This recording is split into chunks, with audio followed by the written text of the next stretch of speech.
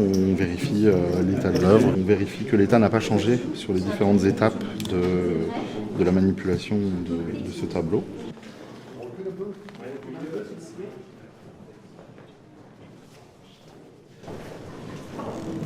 Est-ce que vous avez besoin, là on va prendre les dimensions, est-ce que vous avez besoin de quelqu'un qui tienne le tableau?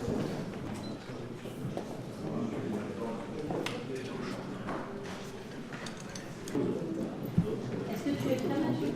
Beaucoup d'œuvres viennent des États-Unis, c'est normal. Les Américains ont eu la grande chance de l'entre-deux-guerres de s'intéresser plus particulièrement à Cézanne et d'acheter beaucoup d'œuvres de Cézanne. Mais nous avons aussi des œuvres qui vont venir du Japon. 5 œuvres venant du Japon.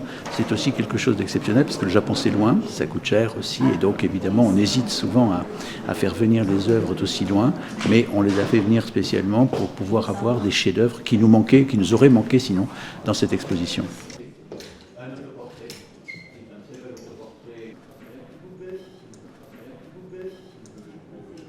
On a un planning à suivre qui a été organisé par le musée avant notre arrivée. Et en fait, on suit en fonction des convoyeurs qui viennent et qui suivent leurs œuvres. Donc ça peut aller d'une dizaine de tableaux à une vingtaine, une trentaine par jour, suivant le type d'accrochage qu'il y a. Tout dépend du planning qu'on doit suivre. Il n'y a pas de voiture, les gars?